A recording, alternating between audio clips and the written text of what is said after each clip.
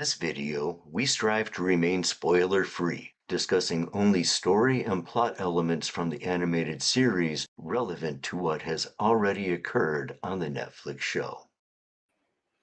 Hi, Max. I'm Bill, also known as Matt Stagger, and welcome to What the Adaptation, where we take things from one medium and check them out, adapted to another medium, and see how they pair up. We are doing Avatar: The Last Airbender, the Netflix series, and comparing it to the animated. We do not discuss that movie. It does not exist. Do not bring it up to us. Okay, I would like to welcome our guest, one of my favorite Wheel of Time reactors of Season 1 and Season 2, reverseBLT. Thank you so much for joining us. Oh, shucks. You kind of caught me off guard with that one. Thanks so much for saying so. Hi, guys. Hey. I got to learn how to do an animation like you guys do for the opening there. That was pretty cool. Like the little leaves of the book turning into the camera there. That was really neat. Yeah, I talked to Glenn. You can bug him about it. He's that pedantic guy that has all that stuff down perfectly. As far as this episode, my first question is, did you find it enjoyable? Forget the adaptation stuff. Was this an enjoyable episode of television? Oh yeah, I think I pretty much grinned from had a big old grin on my face for most of it when I first watched it, and of course I did a rewatch just so that I could refresh my memory of some things before we talked about it. And yeah, I still found it enjoyable on a rewatch, which I think is a real test for any kind of show, is whether you can watch it again and still have fun with it, right? Yeah, I mean, same thing with me. I did a rewatch today and I really enjoyed it, and I wanted to keep going on the next episode, but I'm trying to save it week by week. So it's, not rewatching the series every week, which I am tempted to do. I did go back and watch a bunch of the animated episodes today as well, though, because I was kind of in that mood. So yeah, and that's a good thing too, because they were combining the plot lines of more than one episode for this episode. So yeah, it's definitely a good thing to kind of look at that element of it, so you have a comparison point. If we're going to talk about adaptations, right? Speaking of adaptations, Max, who directed and wrote?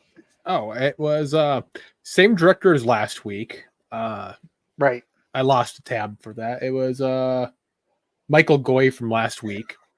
Okay. Still developed by Albert Kim, who's also a writer from last week. But a new writer this week is Joshua Hale Milkov, who's known for Wisdom of the Crowd, Skylanders Academy, Young Justice, and LG-15 The Resistance. I've never heard of these shows. Guessing they're like teen Young shows. Justice is animated. Yeah. I think that was an animated show. I've seen a few episodes of that. Not enough. I think that's the only one I'm familiar with, honestly. Yeah, that's the only one I recognize too. I haven't seen enough of it to speak to the overall quality of the whole show. I don't think I saw any episodes that I did watch that were poorly written, though. So I don't know which of those he wrote, though. I can't tell you that. I don't have Basically, any. the kids from the Justice League, you know what I mean? So like, think of all the junior grade superheroes in DC. I don't really have any complaints about the dialogue as far as the writing. That came off pretty good. There are some lore questions I have after this episode that I'm a little confused on, but at the same time, were really fun and awesome. Yeah. I enjoyed the episode. It did have some slow parts. I enjoyed that they still had some awkward scenes that were just in tune for that character. Yeah. Glenn, I was talking to Glenn earlier. He's like, yeah, I was watching it. I got a little uncomfortable when they were doing the whole training awkward romance scene. And I'm like, dude, that is straight out of the freaking animated series. So I'm like, it's supposed to be awkward. I think they made it slightly more balanced, actually, because I think in the animation, it felt like only really one of them was particularly awkward. You know what I mean? And I think it was Sokka. Yeah, Sokka was very awkward. Very awkward. And in the live action, they made it pretty much, they both were clearly, I don't know what the hell I'm doing right now. You know what I mean? Exactly. It's awkward as the spelling of awkward. I really dug the Sokka Suki stuff in the adaptation. I thought they did a very good job of kind of showing how these two people who, for slightly different reasons, but both were basically isolated Right. fish in their own respective little ponds, finally meeting someone else who they could feel like maybe they could respect and admire and be interested in, and was interesting because they were from somewhere else and not having any freaking clue whatsoever how to do anything about it. You know? Like Super trying to flirt by basically beating Sokka up was hilarious. You know? It was kindergarten. Yeah, it was kindergarten all over again. It was like, let me show you how strong I am. Wait, why are you running? I thought that was fantastic. And I love that about her. And it's like, you know, that's kind of one thing about the show is like they did get rid of that whole sexist dynamic with Sokka. Yes. Yeah, it's way toned happy down. about that. They got rid of that, but we also kind of like lost the part because, like you said, like she's beating his butt up the whole episode, and he has to kind of come to terms with that you know he's not the biggest fish. And one of the things I liked, because I remember on Twitter, even before the show aired, when we first found out in an interview that they were ditching the sexism angle of where Sokka starts his arc, right? Talking about with people the fact that, at least from my perspective, the sexism thing was a tool to get at the real issue with Sokka, or his real arc. You know what I mean? Yeah. Which I think the show just cut to the chase on. Sokka's arc isn't about girls aren't as good as boys. That's an expression of what his arc is about. Sokka's arc is about insecurity in himself as to who he is, whether he's a warrior, whether he's a scholar, or whether or not he's whatever, and whether he can fill the shoes that he believes were left behind for him to fill. That is Sokka's arc. And he expresses it by acting sexist because, he's supposed to be the big warrior in his village, but he knows deep down inside he's not that good of a fighter when we first start out. The first thing we see happen to him basically in a battle in the animation is getting his butt absolutely handed to him by Zuko. And his sister has magic. You know what I mean? And I think that makes him very insecure, because he's supposed to be protecting her, but clearly the power dynamic is she is the more powerful of the two, And I think he's carrying around this big old chip on his shoulder. And I think the show just kind of like went straight for that. It's like, this is Sokka's arc. This is the conflict, internal conflict that he's dealing with, is I'm not good enough to protect the people I care about. So let's just go straight into that and ditch the whole girls suck at everything but sewing thing. It's fun that you bring that up because hey, Crystal. It's fun that you bring that up because like one part I loved about this episode is like this one scene at the end of the episode. Like that's more growth we had on his character. Like we had the first season for him. Cartoon. 100%. He got himself a nice little arc in this episode. It was fantastic. My only real nitpicks with this episode, well, the big ones, which people would probably get on me for because they are really nitpicks, but there were some camera work moments that I really was not fond of, because one of the complaints that I saw about the actor for Sokka for the season as a whole was that he was wooden or not very good, which I was like, why do people think that? But I realized why people think that. This episode, especially, actually rewatching it helped me realize, I think I understand why people are saying this. There was a lot of your standard reverse shot composition stuff going on, particularly when he was having conversations with Katara about, whether they're going to help Aang, whether they go back to the village, all that kind of stuff. The problem is the shot is Katara making a point, like speaking and actually like getting a chance to emote at length. Then the reverse shot is just Sokka making a facial expression and then right back to Katara. Or shaking his head and just like, Yeah, exactly. So there's no real time for him to feel like he's really emoting. All he gets to do is make a single expression, basically. And I think that was a big part of that feeling, because the actor is very good. I was really surprised by that. By that, opinion that some people were sharing that he was not a good actor. I thought he did a fantastic job. thought he embodied the character very well, and really nailed the whole sarcastic, like, I'm reluctant to even be here kind of attitude that Sokka starts out with, you know. But yeah, I don't know. It's just my 2 cents. I think the camera work could have done a little better job helping him out. He did shine more in episode 1, sort of being that annoying older brother who was left in charge kind of attitude. He does seem a little out of his element, but he's supposed to. So that's why I think it's successful, is that he does feel awkward. He does feel out of his element. He's not 100% sure of this. And, you know, we did get the shot of Aang on his airball, which was awesome. Yes. You know, and he's commenting this. There we go. This is the savior of even the world. exact he even makes literally the exact same ha that's in the opening. I love that. For running into the statue. That was great. Yeah. I like those little moments, because it shows those little moments. Creators, they do know, you know, that these little moments matter to us, you know. I did have some thoughts on tone, but I think you have a structure that you're following, so I'm going to wait until you bring that up. Yeah, I mean, you know, next was just costumes, props, things like that. How you felt about them for this episode, which I got to say, the Kyoshi Warriors looked amazing.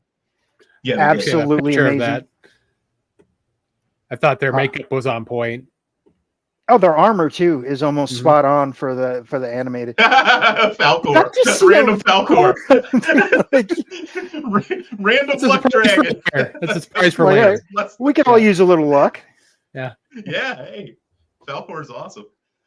This was one of the things I was actually worried about translating to live action. Was the look of the Kyoshi Warriors, especially the headdresses. You know, right? Because it's really hard to make something like that look believable and not cheesy in live or action. Overly clunky, where it looks like they're wearing. So, random thought seeing this. Aside from like their armor looks great and all that, look at Sokka's pose. Head forward, body back. Worst position for a fight. Yep. Well, he's already lost at this point, so it kind of makes sense. He looks like someone who's just waiting to find out whether he's about to be executed. That's what it looks like to exactly. me. which is appropriate, because that's definitely the. And also, one of the things that I really love is when an actor, I think, has a lot of control over their face, and I think he's doing a lot of good face work here, because you can see. And granted, again, do have to guard against reading too much into it myself. But like, in my opinion, you can see his deep self-disappointment. Like he like the fact that he got taken down so easily. I mean, because Suki literally took him down with a single throw. Like there was no fight at all. You know, and that's got to be utterly humiliating for him. I'm amazed. We see it again when he's practicing with his weapon, and she comes out there and like, you know, we see that again when she totally takes out the entirety of the melons, and he's like, okay. Yeah, he sort of crestfallen. You see the same look on his face, and I'm like, he's doing that on purpose. He looks broken. Like just a little bit of him died. Just a little bit, but a little bit of him died in that moment. And another thing there with the costuming / props is the metal fans looked believable to me. Yeah, they look functional. That was another thing I wasn't. Yeah, exactly. They really do look. And have you guys ever seen like the actual real world fighting fans that these are based on? I wonder if they actually might have gotten just like actual real ones, except just with the lacquered look for the stems instead of like the clear metal look. But I really did enjoy that, though. I thought they looked great. I know they look ceremonial but functional. In some of the up close fighting scenes later on that occur, there are a couple shots. You know, we'll get a warrior holding the fan behind themselves in a certain pose where you can tell it's a prop and it's not metal. But I mean, okay. Same time, I sort of that gets filed away in the junk drawer of making television. So Yeah, that's just it's not safe for them to be swinging around actual metal fans. yeah. Those Period. things are real weapons, and the real ones, yeah, they can Yeah. do serious damage to people. But for the close-up shots like this, it does absolutely look like they may be the actual functional ones. But like you said, with the wooden stems as opposed to the metal. And such great stitch work and everything on the leather armor pieces. I don't know how you can really Sokka's not see, like, dying in that coat. I'm like, get it off, man. Yeah, right. I wondered about that the whole time when they were traveling around, even in the cartoon. Like, how are they not just like melting or traveling through the Earth Kingdom and everything in their Arctic wear? I'm like, seriously, that fur coat has got to be killing you, man. Change. Let's see. After that, do you feel this episode sort of captured the same tone as the episode 4 in the animated series? On that one, I'm gonna have to kinda. Yeah, I'm gonna 50-50 it, because there are entire side arcs that occur in that episode that do not occur in this at all. The sea serpent, the giant fish that we don't get to see. I fully expected us not to see that. When before we even got to this, I thought if there's one thing they're 100% going to cut, it's going to be the Unagi, because it's just, it makes sense budget wise. You're like, yeah, especially when you have the ability to sort of action it up a little bit with Kyoshi coming in, which it really turned into an action movie there for a while, which was awesome. Curb stomp in 8-foot-tall woman form. Seriously, I'm not gonna lie. There may have been a moment where I said, "Step on me." Maybe. I'm just saying. Yeah, she definitely has a big time Lady Dimitrescu energy. I would say that was the one thing that we have to concede was lacking in this episode, at least compared to the animation, for clear reasons that make sense in my mind. But I get why people would be disappointed, is that we didn't get the same level of direct action beats that people were probably hoping to see. The big one, of course, because the Unagi thing, that was fun, but I don't really think most people really needed that. If they were honest with themselves, it was just fun. But if there was one scene that I do wish we could have still gotten, even though I understand why we didn't, it was Zuko versus Aang. Right. Like the actual fight that they have in the village would have been nice to have gotten. I don't think that was cut for budget reasons, even though it helped probably, the budget. But I think it was cut for story reasons, because I think last week it was brought up that they have the same amount of episodes, or the same amount of overall time, right? Minutes, even though they have fewer episodes. Yeah. But I think it's important to remember that it's not actually minutes that matter when you're telling a story for television. It's structure, right? So an episode's like a book. And even if you do have the same number of minutes, you don't have the same number of books, right? And a book has a beginning, a middle, and an end. That's the structure we expect. So if you're going to try to cram a whole bunch of different stories together, you're cramming a whole bunch of different books into one book. And I think they looked at it and said, okay, we can do Avatar Day, because it's essentially about Kyoshi anyway. Right. And we can do the Kyoshi Warriors episode, which is about Kyoshi. We can take these two books that are tied together by Kyoshi and merge them into this one book, which is this episode, right? And I think that's the adaptational choice that they were making with each of the episodes, was how can we make a single book with one beginning, middle, and end storyline out of these various different story beats that we've got, which is why, even though the amount of time is the same, you still can't tell the story the same way. You have to cut out a bunch of stuff. And that's really what I think they mean when they say we cut it for time. It's not actually we didn't have the minutes to be able to do it. It's that if you put those minutes in, it would have taken you out of the primary story arc that we were going on for that book, if that makes sense. Yeah, it does. When I first watched this episode, I remember the first time I watched it, I was very surprised by Kiyoshi actually physically sort of becoming Aang, and, in her own form. And I remember my wife going, "Wait, how is that possible?" And I remember saying to her, "I don't know, but I don't care. This is badass." That still holds true 100%, but it does bring up lore questions for me that I'm like, I can answer it. I think I have my idea of why, but I'd love to hear yours first. It goes back again to Avatar Day, because that's exactly what happened in the resolution for Avatar Day. You're right. That does tie together. And that's why they seeded this idea. Okay, we're not supposed to bring up anything that hasn't yet happened in live action. No, it's right? Okay. You're good. Okay, so this is a minor one anyway, but we do get this sort of the animation also, I think, was operating under the same concept, but it wasn't explicitly stated. Whereas the live action explicitly made it like an actual rule, so to speak, that Aang can only do what he did here. He can only call upon the physical embodiment of one of his past lives when he's at one of their shrines.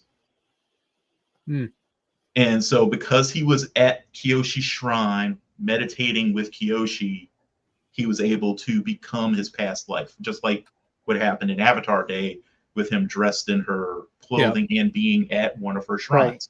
Right. So I think they just took that idea and were like, there's our resolution. There's our big action moment for this episode. Yeah. That's better than mine.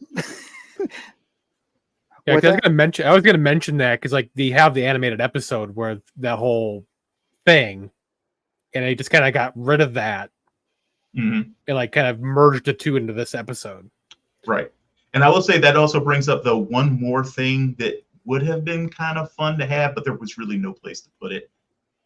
I don't think there was any place to put it anywhere in the whole season. Maybe in season 2 they'll be able to figure out a way to kind of bring it in just for funsies. But it would have been fun to have seen Sherlock Holmes Sokka. Oh God, with his little bubble pipe trying to solve a mystery. I think they'll find a way to bring that in later, though, just because it is such a fun gag, and I think they'll want to play at some point with like Sokka wearing different disguises, because that was a fun little running gag. That would be fun in the cartoon. Yeah, my whole thought about the Kyoshi thing was, I'm like, maybe they want to give us a taste of what Aang could be like as a fully trained, fully embraced all elements avatar. They wanted to give us a taste of what kind of power he would have at his hands, and it is an amazing series that runs through of her entire battle. It is just awesome. Really, just demonstrating what a physical god is. I mean, though I don't think we saw any Earth in that one fight. Not any not any like really obvious Earth. I think she does. You definitely saw fire, earth, and Earth into air. this, or fire, earth, water, but like air, but no. Yeah, she doesn't do anything like really clearly. There's no walls or anything. So but or hovering orbs of stone going around the circle. Stones flying around when she is, particularly the air. So maybe she's adding those. Who knows? I don't know, but it was awesome, and I'm really looking forward to, as they progress, Aang sort of embracing who he is, and actually, I'd like to see a little more of him actually learning. Yeah, I do have a thought on why they did that. So I think that what they were trying to do with Aang's bending training was that I think they kind of pushed it back a little bit so that we could focus a little more on Katara's journey with the bending, especially because Aang's conflict with bending doesn't come until he meets a certain other person.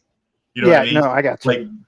Like, this part of his bending journey is really doesn't really have any conflict for him. Whereas the next part has quite a bit of conflict for him, and has the added benefit of also having conflict for Katara, because you remember how her teaching style differed from someone else's, and Uh,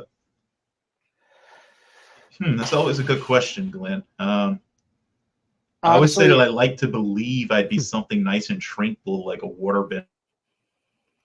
I'm Earth all the way. I'm an Earthbender all the Yeah. way. Oh, I think 100%. the EXE stopped on reverse. Who knew? May have lost reverse. Good job, Glenn. You broke them.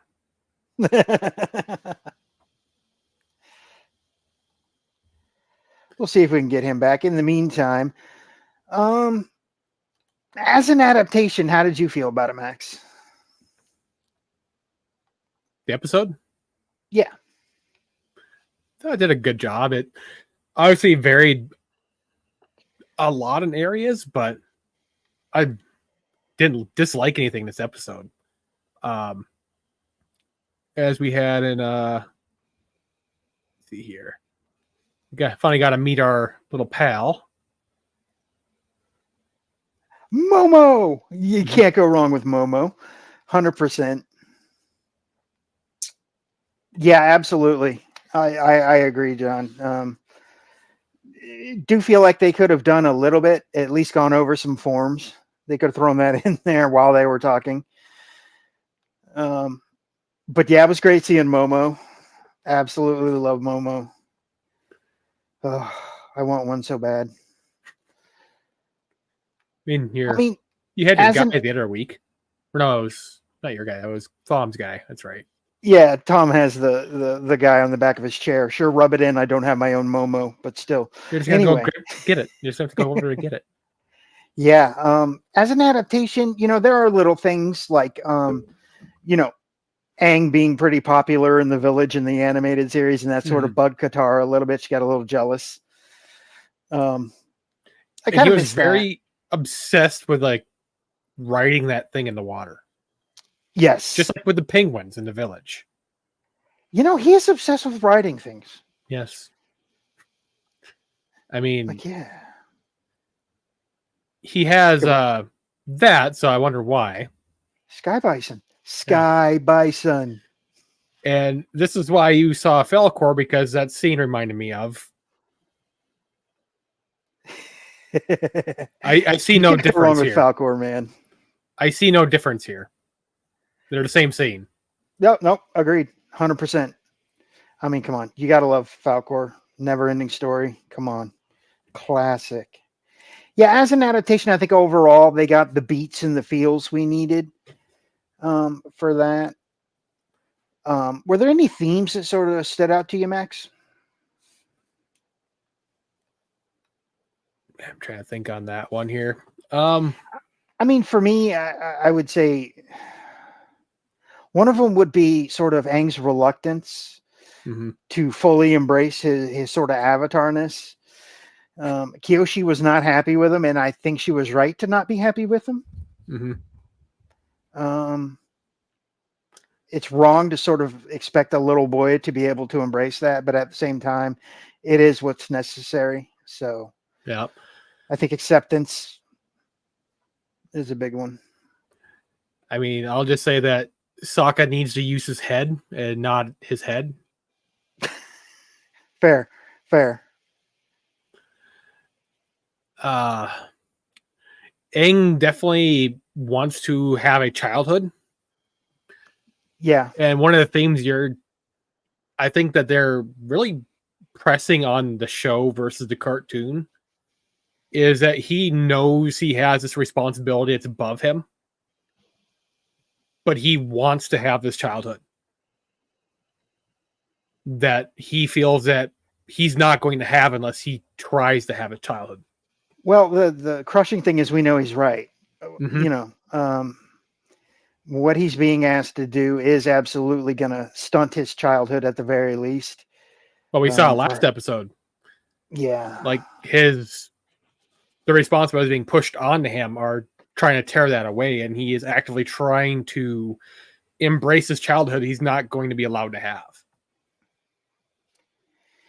Yeah, I think it makes it all the more tragic that we know he, it's going to beat him down, and he's going to have to sort of leave that innocence behind, and seeing him lose it is painful. It always was. Watching the animated series, just it's one of the things is watching him sort of go from this, I believe good in everybody, to, some of you are not good people. Mm-hmm. is a little heartbreaking. You see that innocence lost. So yeah, I can agree with that. Absolutely. And of course he gets this cat that's like, Cat. yeah. I love the ringtail. What are they? Ringtail lemurs. They're based on, and something have no else. idea. I can't remember what else. Oh, but I do love Momo. Are there any changes that you just did not like? That was a bad coincidence there when you said that. I was just gonna post that and like You just pop up with that Zuko, was not, really? that wasn't a bad change I didn't like. I was just gonna say that, like, speaking of childhoods that are being ripped away, Oh yeah. Oh, that's not even ripped away. I don't think he ever had one. No.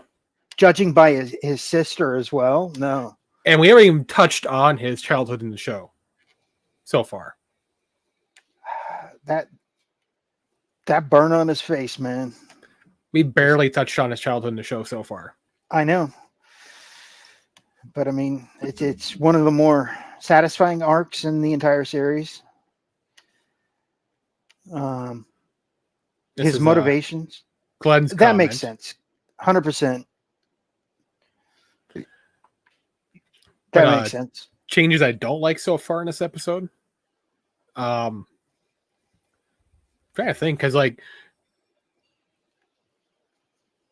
I know you didn't really like the Avatar State part. I didn't really mind it. I didn't dislike it. The first time I found it jarring. Mm-hmm.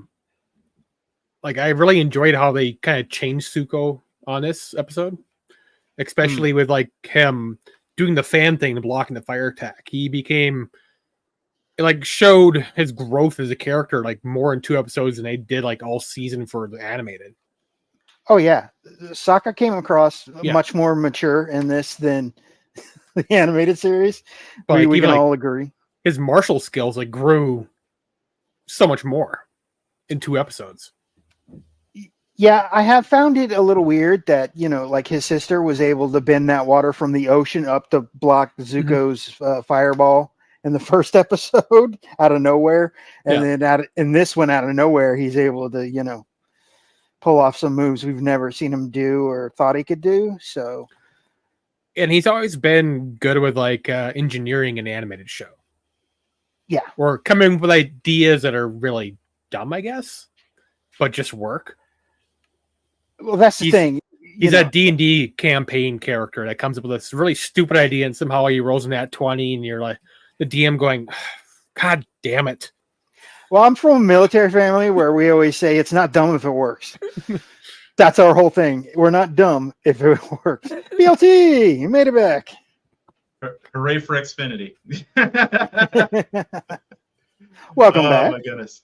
I only if I ever do any sort of integrations or whatever, it will only be for products that I would absolutely use myself and can recommend to people. So I will never do a sponsorship from Xfinity. You can rest assured on that. I have them only because I have no other choice. I hate them so much. Anyway, what did I miss? Let's see. Quite a lot, I imagine, because I was gone for like we were discussing any changes we particularly liked or didn't like. We were roasting him. Ooh, bad choice of words, Max. Bad choice of words. That was funny. At least part of them. I had said that this scene and this scene are exactly the same, and I agreed. Yeah, sort of like a mirror or universe version, because we don't have anybody like super pumped about being on the back of a flying animal right now, like Sebastian was. Aang got his hands on Falcor. I mean, come on. I'd be there for it. Joppa in a minute, I think. Well, they both bring up warm, fuzzy sort of nostalgia for me. So One's from watching the animated series with my kids. I mean, they grew up watching it. I grew up watching it with them. Yeah. There's no, I Yeah. don't know whether you guys talked about this specifically, but there one thing about the adaptation is you get less room for certain parts of characterization. Mhm. So like, okay, like one of the things I kept seeing comparisons for were for Natla, as I like to call it, for Netflix Atla, and the One Piece adaptation. And people were like, "Oh, One Piece was still able to preserve all the goofiness and everything. Why couldn't Natla do it?" And I think one of the things that people miss is that there's a fundamental difference between the source materials there. In my mind, and this is just my opinion, but in my opinion, Avatar: The Last Airbender is more comparable to something like Full Metal Alchemist than it is to One Piece. If you were to adapt Full Metal Alchemist to live action, I know they already did one. I haven't watched it yet. I probably will react to it. We're not going to talk about that. Nope. But nope. It didn't happen. It didn't happen. This is another one of those things we don't talk about in Boss Nope, didn't happen. I don't know what to talk about. If I were to adapt Full Metal Alchemist, I'll just put it that way, I would not have most of those absurd, over-the-top moments that we get in the animation, because the overall tone of the story was not that. The story itself was a serious story that just took moments every now and then to be absurd and goofy. But it wasn't what One Piece is, which is the exact opposite, an absurd, goofy story that occasionally gets serious. And I think Avatar is the same way. It's a serious story that has these beats where they pop out and decide to be really goofy and silly for a moment. So if you're going to do an adaptation, when you do an adaptation, you focus on the primary tone, not the not the little pop out moments, Right. So the characters are not going to be as goofy. They'll have a few moments where, like we got in this episode with Iroh and Zuko at the market, things like that. Those were our little moments of levity, but you're not going to have the same kind of. You're not going to have Sokka boink boink boink and Zuko in the head with his stick, you know what I mean, and making the goofy noise. You're just not going to get that. So what that leaves you with is the core element of the character from a serious point of view. And when we start out with Zuko, you strip away any goofiness from him. Well, not all of it, because like I said, we did get some levity in the episode. But if you strip away most of his goofiness, what are we left with at the beginning? A petulant child whose only thought is redeeming himself and proving his worth. Which is why I thought it was very interesting having him freak out, like the specific angle of his freak out. Even Iroh, I think, wasn't realizing what Zuko was really freaking out about, because he thought, oh, you're pissed because your book got stolen, which is part of it and everything. It's the catalyst for his little tirade in his room. But what was the thing he specifically said when he turned around? I don't remember. He ran. Oh, he ran. Yeah. In Zuko's mind, that was the moment that messed with his worldview so badly, that this was this being that, as far as he knows, as far as his father said, as far as his grandfather probably said, going back generations, the Avatar is the ultimate badass mofo, right? And he ran away. This was going to be Zuko's moment to face the greatest enemy of his people, and he ran from it. I just thought that was such an interesting character moment for Zuko. It's like that this anger is more about his concept of what absolute power is supposed to be, and like the image that he has built up, that Fire Nation in general has built up of what you do with power, right? And he was the exact opposite of that, and Zuko doesn't know how to process that, and I think it kind of starts his journey a little bit. I think that sort of shows what kind of upbringing he's had, the fact that he doesn't understand that sometimes a tactical retreat is needed from everybody and it's the right call. Yep. And the fact that he can't even conceptualize that shows one of his failings. Yeah, exactly. I bet he loses at Pai Cho a lot.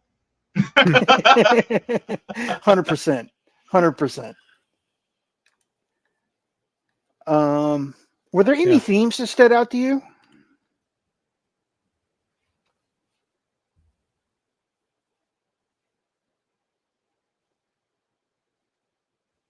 Power creep?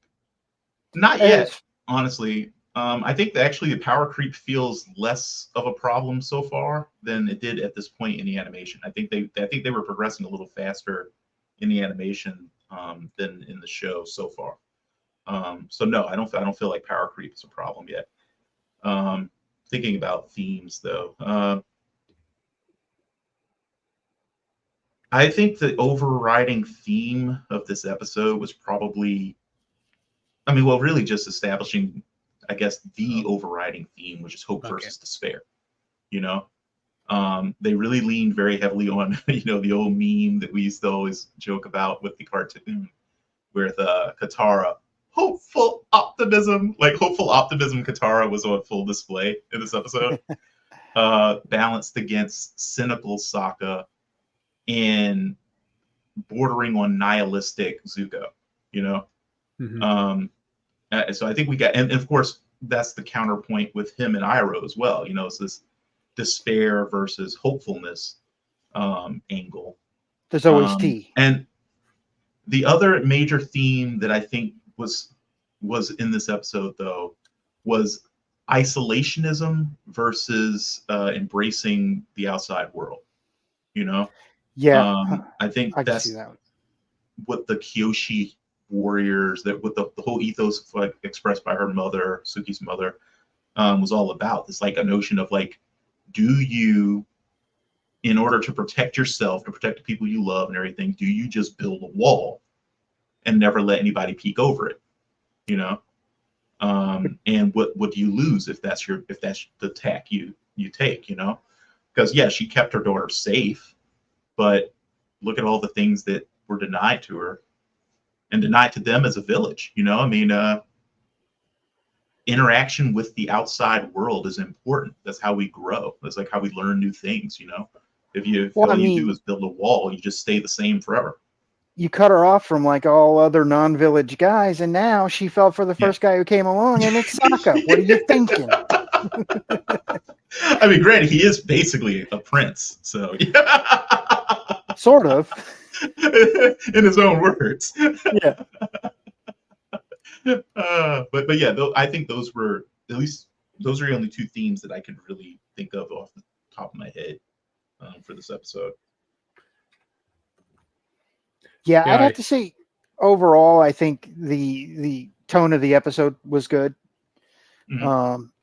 Came across what they wanted to come across. Like I said, I do have that pang in my heart, knowing that Aang doesn't want to do what he has to do, and sort of getting yoked up a little bit by Kyoshi there, going, "Look, time to step up." Yeah, that loss of innocence hurts a little. There's your other theme.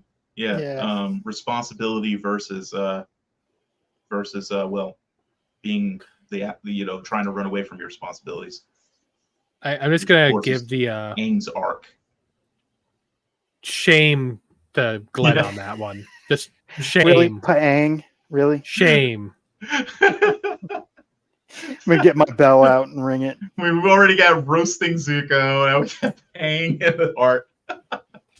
We got some quality Sokka stuff going on here today.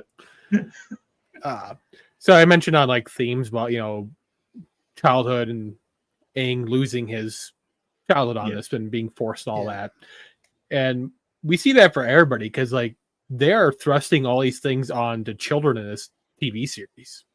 Mm-hmm. We see it with Katara, we see it with Zuko, we see it with Sokka, and everybody, and it's like all these adults are literally placing these things on children throughout this whole TV series. Yeah. Yeah. And it's like, why?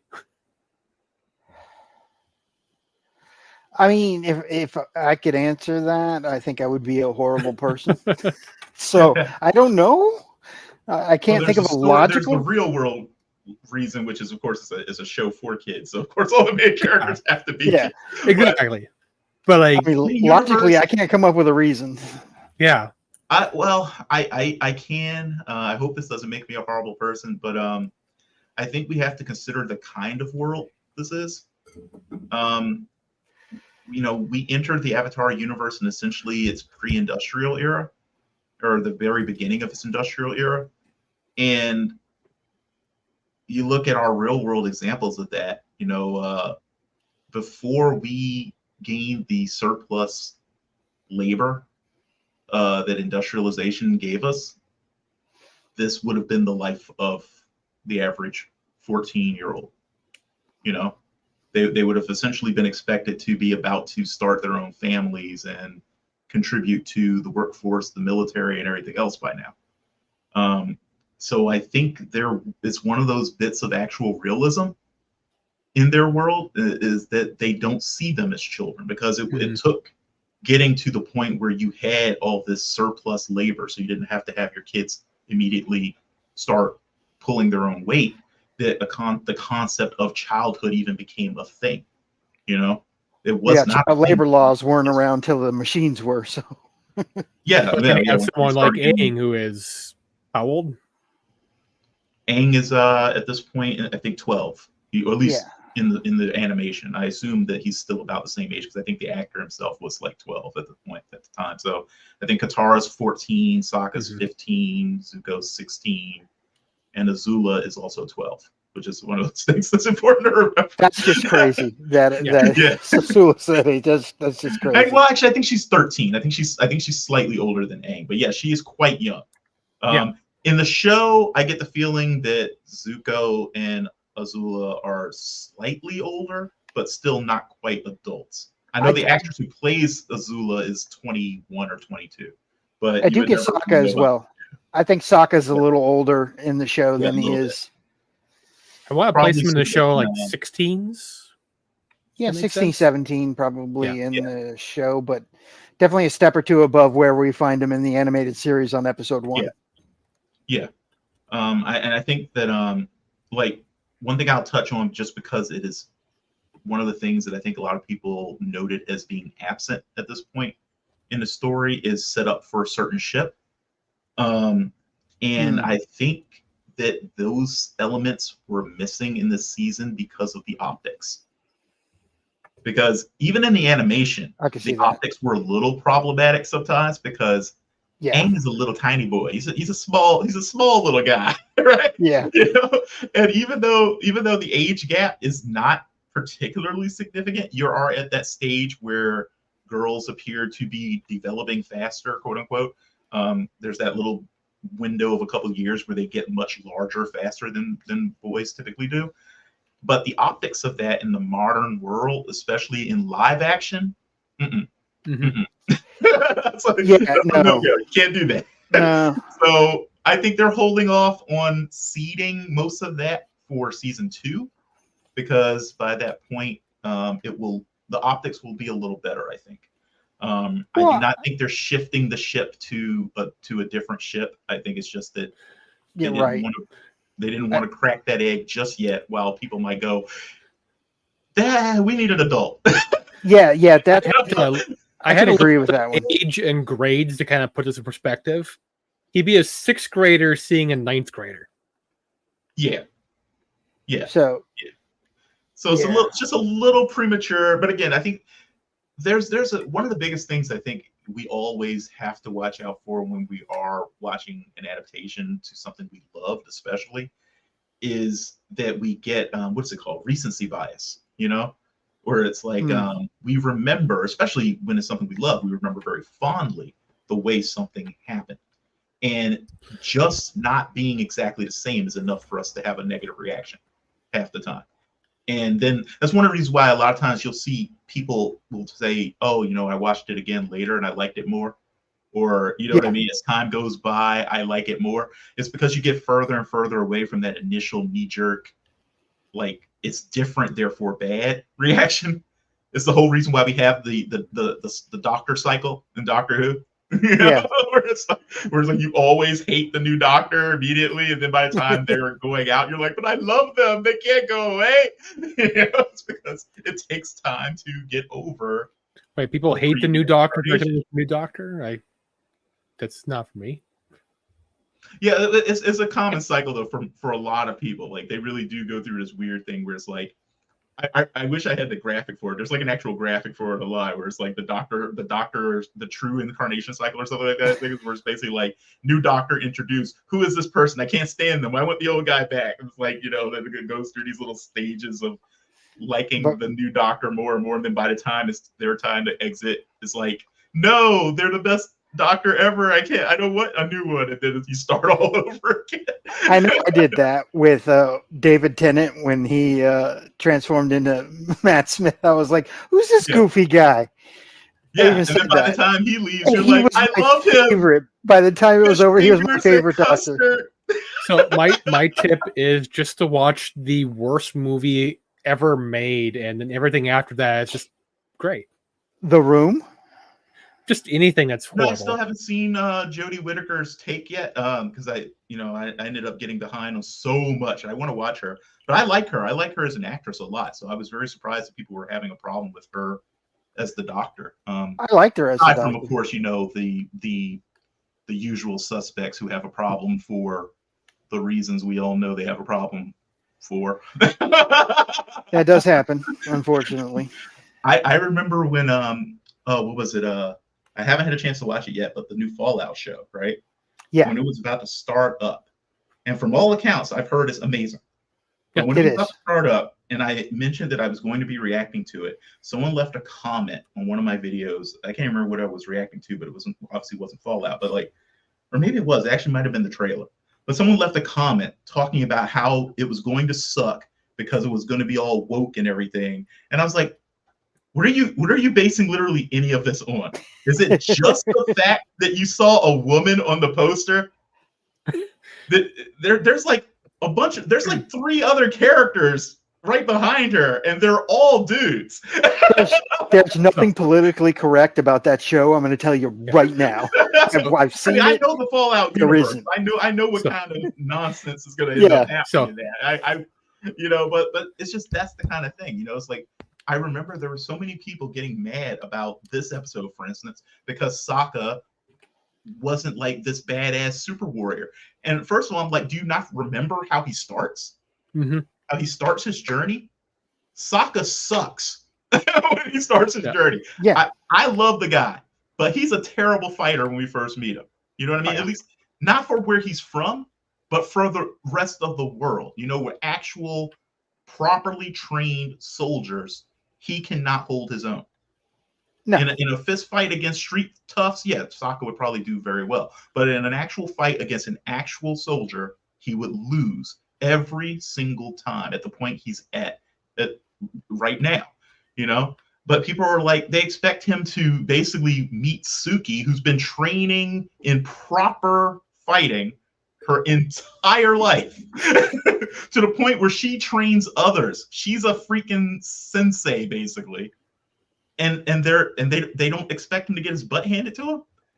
One of the things I liked about how they handled it both in the cartoon and in this, though, is how they showed that Sokka is not skilled, but he's a very fast learner.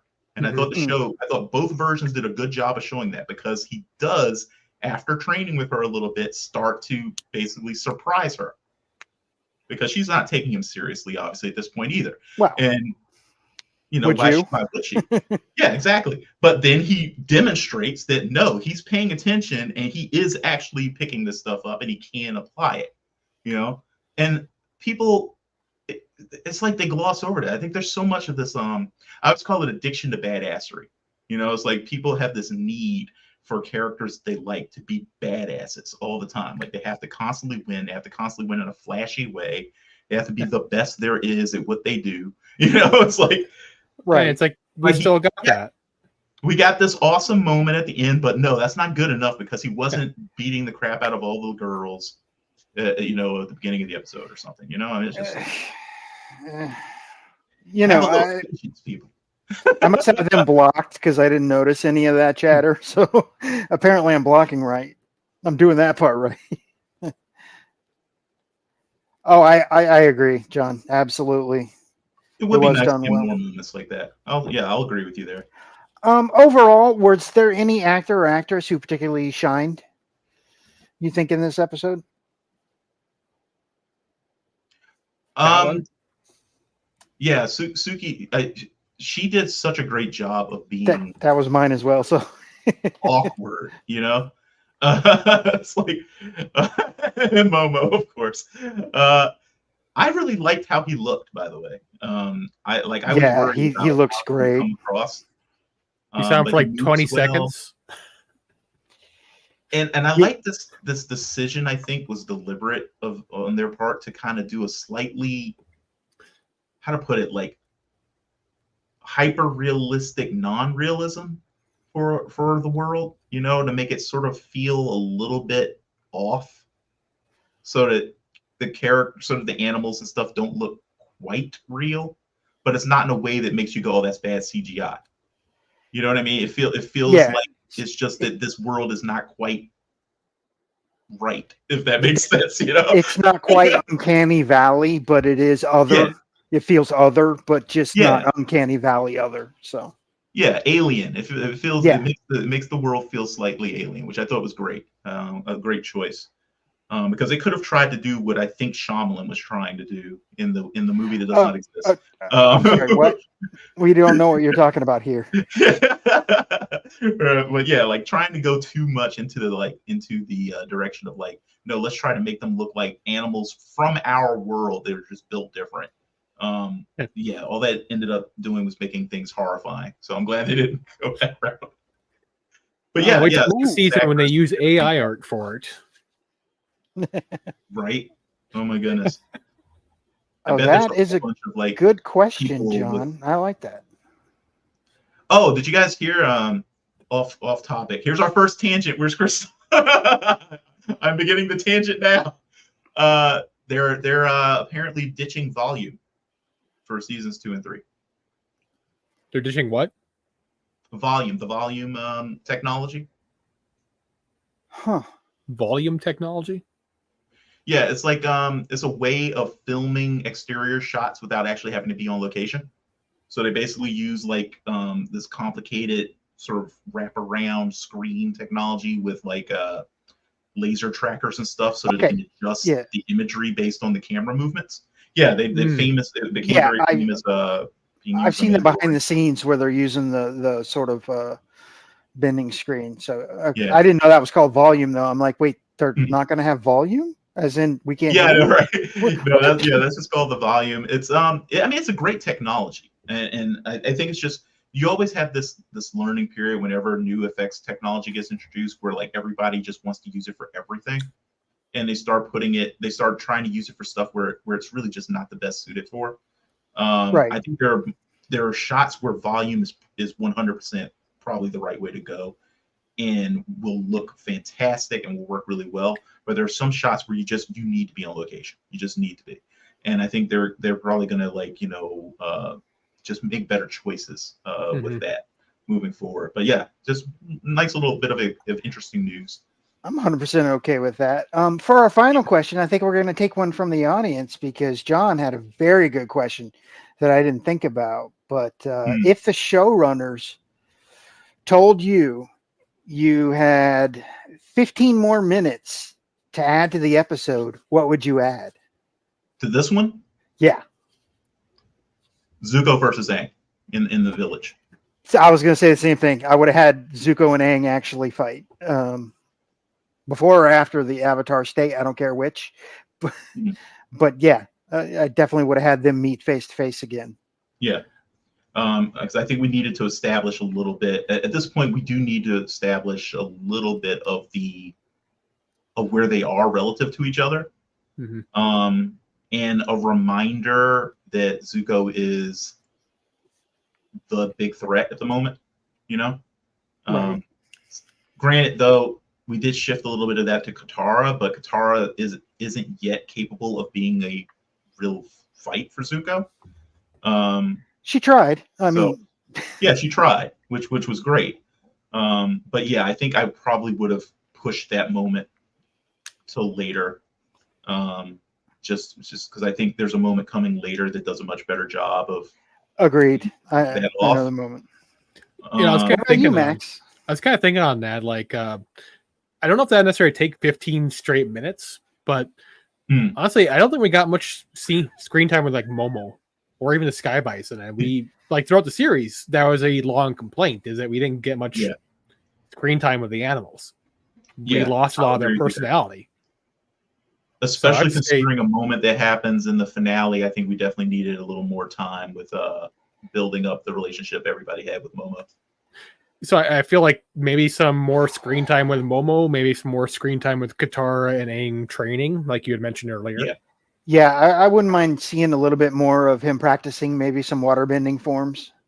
And like, Aang mentioned to Sokka earlier in the episode about he's like, where'd my meat go? And he's like, oh, that was meat. I was using it to start my fire last night.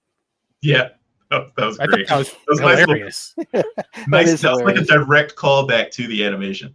Yeah. That happened. That's why they lost their food in the animation, is because Aang thought it was for setting fires. And Saki even has like the moment where he's like, "Oh, no wonder the fire smelled so good." Yeah.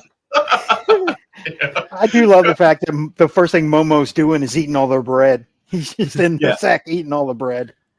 I Yeah. like how they tie, like they make this sort of like kind of connection between Momo and Sokka about both being food obsessed people or beings, like both Right. constantly trying to stuff their faces, which is fantastic. Oh, that's one thing that I do, even though we got a reference to it, it would have been fun to have had Sokka trying to catch Momo acting like he was going to eat him if he did. That it would have been fun to have gotten that. But And maybe some more scenes of Sokka just getting his ass kicked. Those are always good. those are fun. Yeah, those are always good. I don't think though that I would have added more Aang waterbending. I personally, I do like the choice, and I know this isn't the most popular opinion, but I do like the choice of holding off one. Really, Like maybe showing just the if rest of it's them. like Qatar like shooting water at Sokka or something. Yeah, well, what I would have liked to have seen more of, because you're right, we don't need 15 whole minutes for a fight between Zuko and Aang. Like, Mhm. honestly, about 8, Right. 9 minutes of that is good.